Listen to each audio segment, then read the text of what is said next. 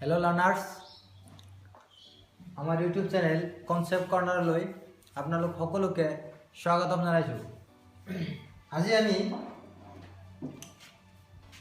আজি আমি आरम्भ কৰিব ওলাইছোঁ দশমমান শ্ৰেণীৰ যিটো আমাৰ কেমিকেল ইকুৱেশ্যন বেলেন্স কৰিব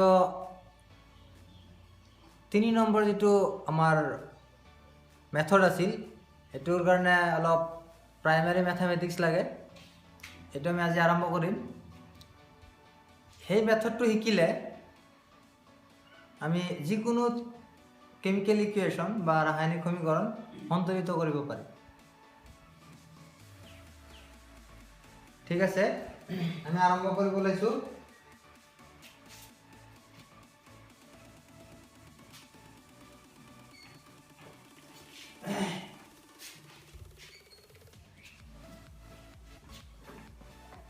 আমি ইকুৱেশ্যন আগৰ দৰে আইৰন পানীৰ লগত বিক্ৰিয়া কৰিলে Fe3O4 বা ইয়াক ফেৰাছ'ফেৰিক অক্সাইড বুলি ক'ব পাৰি আৰু হাইড্ৰোজেন গেছ উৎপন্ন হয়।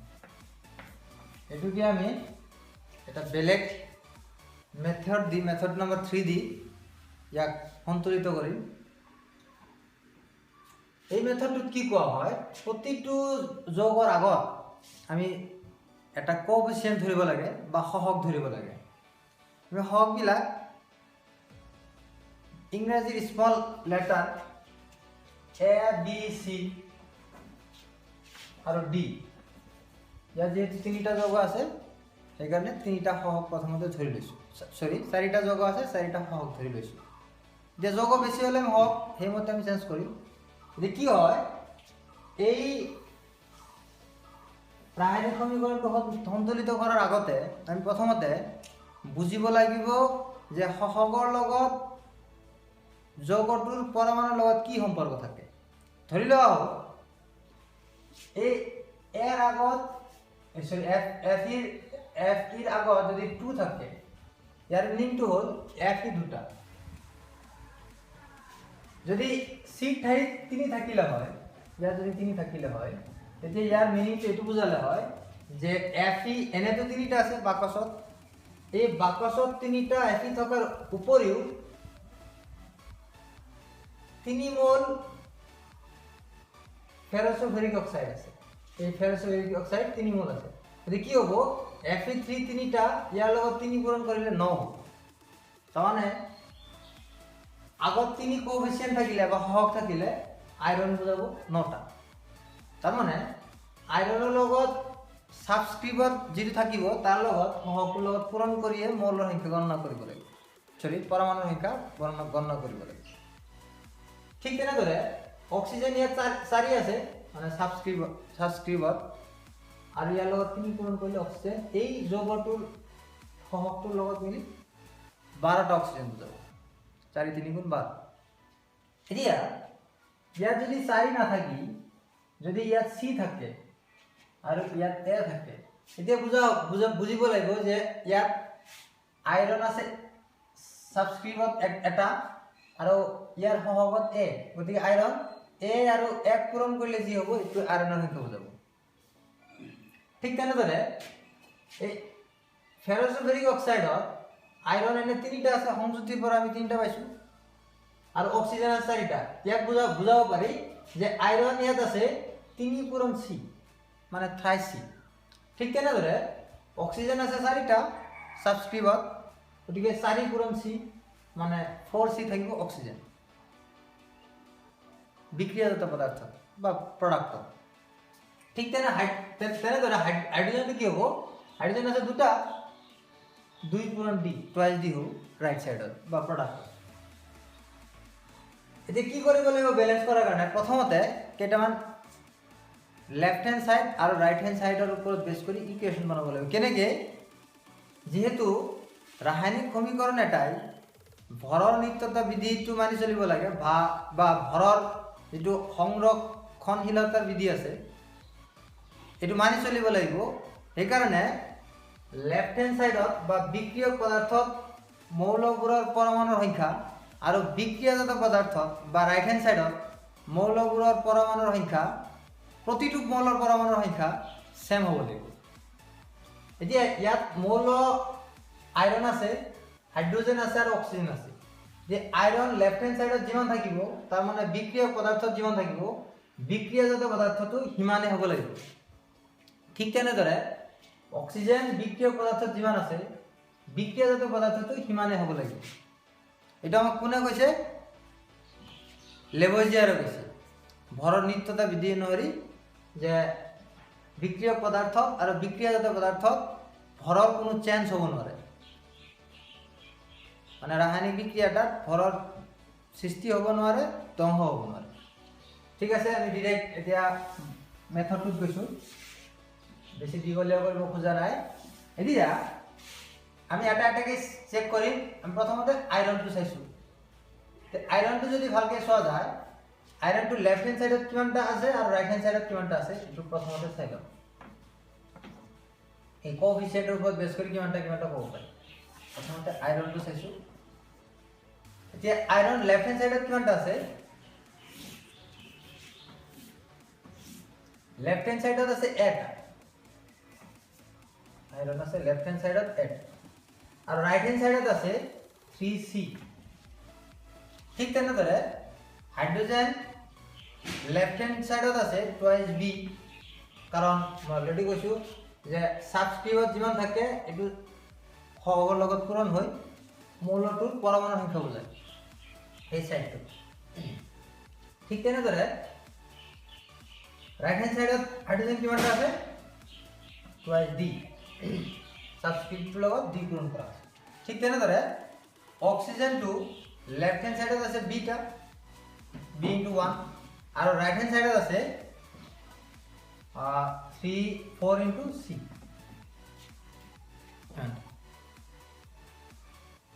আইৰণ পালো লেফট হ্যান্ড সাইডত 1টা, ৰাইট হ্যান্ড সাইডত 3Cটা। এতিয়া ভৰৰ নিত্যতা বিধিয়ে কি কয়? লেফট হ্যান্ড সাইডত আৰু ৰাইট হ্যান্ড সাইডত মৌলবোৰৰ পৰমাণুৰ সংখ্যা ইকুৱেল হ'ব লাগিব বা সমান হ'ব লাগিব। এতিয়া এই লেফট হ্যান্ড সাইড আৰু ৰাইট হ্যান্ড সাইডত যদি আমি ইকুৱেট কৰোঁ এনেকৈ, এতিয়া আমি ইয়াৰ পৰা তিনিটা সিম্পল ইকুৱেশ্যন পাম। এটা পালো A = 3C, আৰু এটা পালো 2B = 2D, আৰু এটা পালো B = 4C। কেইটা ইকুৱেশ্যন পালো? তিনিটা। এনেকৈ ইকুৱেশ্যন কেইটা বনাই ল'ব লাগিব। মই ইয়াৰ কাৰণে চাৰ্ট বনাইছোঁ। চাৰ্ট বনোৱাৰ দৰকাৰ নাই, দুই একবাৰ প্ৰেক্টিছ কৰিলে এনে ওলাই যাব বস্তুবিলাক। এটা পালো A = 3C, এটা পালো এইটো আইৰণৰ ওপৰত বেছ কৰি, এটা পালো 2B = 2D হাইড্ৰোজেনৰ ওপৰত বেছ কৰি, আৰু এটা পালো B = 4C, এটা পালো অক্সিজেনৰ ওপৰত বেছ কৰি। এতিয়া ৰিয়েকশ্যন এটা বেলেন্স কৰাৰ কাৰণে প্ৰথমতে ইয়াত আমি দুটা পদ্ধতি অৱলম্বন কৰিব পাৰিম। এটা হ'ল যে যিটো কোএফিচিয়েন্ট সমীকৰণ কেইটাত বেছিবাৰ ব্যৱহাৰ হৈছে এইটোক আমি ধৰি ল'ব লাগে, তেনেকৈও কৰিব পাৰি। আৰু এক ধৰণে কৰিব পাৰি যে যিটো যোগৰ আগত ডাঙৰ যোগৰ আগত যিটো কোএফিচিয়েন্ট থাকে তাক ধৰিব লাগে। হয় বেছি ঠাইত ব্যৱহাৰ হোৱা কোএফিচিয়েন্টটো বা সহগটো আমি ধৰি ল'ব লাগে, বা ডাঙৰ যোগটোৰ আগত বা বেছি পৰমাণু থকা যোগটোৰ আগত যিটো কোএফিচিয়েন্ট থাকে তাক ধৰিব লাগে। এতিয়া প্ৰথমতে মই ডাঙৰ যোগ যিটো আছে, মানে যিটো যোগত সবচে বেছি পৰমাণুৰ সংখ্যা আছে সেইটোৰ যিটো কোএফিচিয়েন্ট আছে এইটোক আমি ধৰি ল'ম। তাৰমানে আমি C মানটো ধৰি ল'ম, আৰু আমি যিটো মান ধৰিম সেই মানটো পৰাপক্ষত 1 ধৰিম। এনে আমি 1 নধৰিও কৰিব পাৰি, কিন্তু 1 ধৰিলে কি হ'ব? আমাৰ কেলকুলেশ্যন ইজি হ'ব। আৰু আমি এনে জানো কেলকুলেশ্যন ইজি হ'লে আমাৰ যিকোনো প্ৰব্লেম কম সময়তে আমাৰ সমাধান হয়। সেইকাৰণে আমি কি কৰিম? আমি C মানটো আমি 1 বুলি ধৰিম। যেতিয়া আমি এটাৰ মান ধৰি লওঁ ঠিক তেনেকৈ বাকী কেইটাৰ মান ওলাই যাব। এতিয়া এইকেইটা মান ধৰাৰ কোনো প্ৰয়োজন নাই। তে C মান যেতিয়া 1 ধৰিম, C মান 1 বুলি ধৰি লৈছোঁ। যেতিয়া C মান 1 ধৰিম, এইটো ধৰি লৈছোঁ, যেতিয়া C মান 1 ধৰিম এতিয়া ইয়াৰ মান ওলাই যাব ইয়াৰ পৰা এই ইকুৱেশ্যনৰ পৰা c মান 1 ধৰাৰ লগে লগে c ঠাই যেতিয়া আমি 1 ধৰিম তে ইয়াৰ মান ওলাই যাব 3c সৰি ইয়াৰ মান 3 যেতিয়া ইয়াৰ মান 3 ওলাই যাব c ৰ মান 1 ওলাই যাব তেতিয়া বাকি কেইটা সমীকৰণত বহাই দিম এইটো সমীকৰণ twice b equal twice d আৰু ইয়াৰ সমীকৰণটো b equal 4c ইয়াৰ পৰা আমি b ৰ মানটো ওলাই ল'ব পাৰিম যে b equal 4 into c c মান কিমান ধৰিছিলো 1 গতিকে আলটিমেটলি b ৰ মান ওলাব 4 মই এটা সমীকৰণটোৱে ভালকে সমাধান কৰা দেখাইছো মই বেছি বহুত কেইটা সমীকৰণ ল'ব খোজা নাই ইয়াৰ পৰা যদি আমি চাও এই সমীকৰণটোক আমি twice b equal twice d আমি b equal d লিখিব পাৰি যেহেতু b ৰ মান 4 পাই গলো এতিয়া ইয়াত d ৰ মানো 4 লিখিব পাৰি যেহেতু b আৰু d সমান এতিয়া আমি গোটেই কেইটা কোএফিচিয়েন্টৰ মান পাই গলো r মান পাই গলো 3 b ৰ মান পাই গলো 4 b ৰ মান পাই গলো 4 আৰু c ৰ মান পাই গলো 1 এতিয়া আমি সমীকৰণটো বা ৰাসায়নিক সমীকৰণটো এই মান কেইটা বহাই দিম তো Fe plus H2O gives us Fe3O4 plus H2 তো F এর আগত A আছিল এর মান কিমান পালো এর মান পাই গলো 3 এই ইয়াত 3 পুট কৰিব লাগিব H2O ইয়াৰ আগত আছিল B B ৰ মান পাই গলো 4 therefore মই দিব লাগিব Fe3O4 ইয়াৰ আগত C আছিল C ৰ মান কিমান পালো C ৰ মান পালো 1 তে 1 লিখা আৰু লিখা কি কথা বুজাব এখানে লিখা নাই H2 ৰ আগত D আছিল D ৰ মান পাই গলো 4 ইয়াত 4 দিবি এটিয়ে হল আয়ৰনেৰ পানিৰ লগত বিক্ৰিয়া কৰি ফেৰোসুবেৰিক অক্সাইড আৰ হাইড্ৰোজেন উৎপন্ন কৰা ৰাসায়নিক বিক্ৰিয়াটোৰ সমতুল সমীকৰণ বা ব্যালেন্স কেমিক্যাল ইকুয়েশন আমি এনেকে ৰাসায়নিক সমীকৰণ এটা সন্তুলিত কৰিব পাৰি মই আৰু এটা সিম্পল এক্সাম্পল লৈছো আৰু দুটা মান তোমালোকৰ কাৰণে হোমৱৰ্ক দি দিছো এটা সিম্পল এক্সাম্পল লৈছো মই ইয়াত বেছি বুজাব না যাও জাস্ট এটু ভেরিফাই করার কারণে মই আরো একটা সিম্পল एग्जांपल লৈছো এই एग्जांपल এনসিআরটি বুকসতে পাই যাবা एग्जांपलটা হলো এটু